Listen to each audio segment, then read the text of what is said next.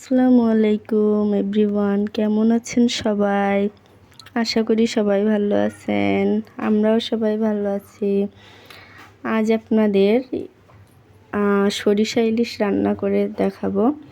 এটা অনেক মজাদার, আমার বাসার সবাই খুবই পছন্দ করে।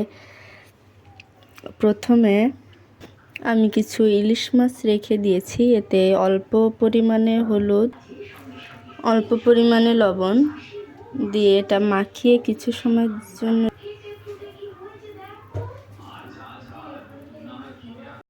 যে দেখুন মাখিয়ে নিয়েছি। এটা কিছু সময়ের জন্য রেখে দিব।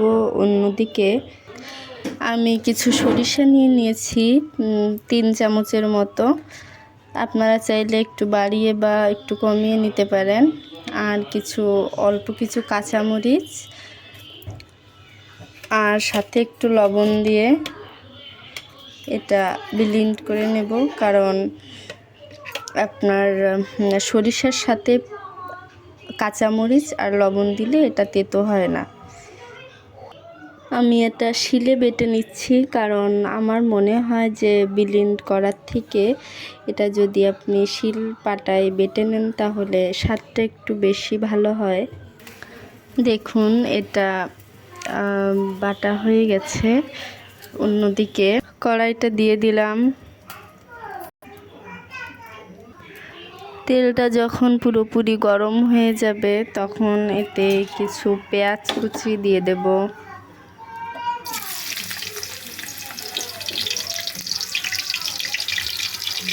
অবশ্যই আমার চ্যানেলটি সবাই সাবস্ক্রাইব করে দিবেন আর নোটিফিকেশন অবশ্যই অন রাখবেন, ভিডিওগুলো সবার আগে পাবেন। পেঁয়াজটা একটু বাদামি রঙের হয়ে গেলে তার ভিতর কিছু পেঁয়াজ, অল্প পরিমাণে পেঁয়াজ বাটা দিব। এতে রসুন বা জিরা, গরম মশলা কোনোটাই ব্যবহার করি না। এতে ইলিশ মাছের যে স্বাদ ওটা নষ্ট হয়ে যায়। একটু পেঁয়াজ বাটা দিয়ে দিলাম, মরিচ দিয়ে দিলাম। যেহেতু সরিষা বাটার সময় একটু লবণ দিয়েছি, তাই এখানে অল্প পরিমাণে লবণ দিব পরিমাণ মতো। তার উপর একটু হলুদের গুঁড়া দিয়ে দিব।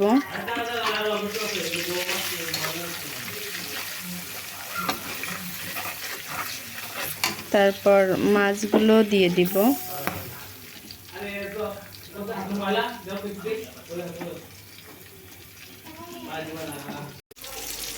দেখুন একে একে সবগুলো দিয়ে দিলাম।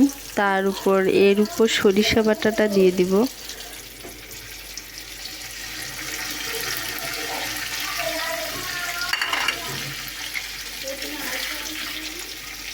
এভাবে একটু নাড়িয়ে নিব। তারপর এখানে পরিমাণ মতো একটু পানি দিয়ে দিব।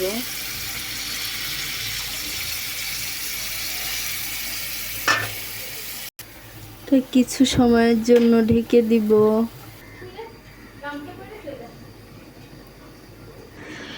এবার ঢাকনাটা উঠিয়ে নিব কিছু সময় পর। এটা প্রায় হয়ে গেছে, এখন আমরা এটা নামিয়ে নিব। আলহামদুলিল্লাহ, দেখুন আমাদের রান্নাটি শেষ হয়ে গেছে।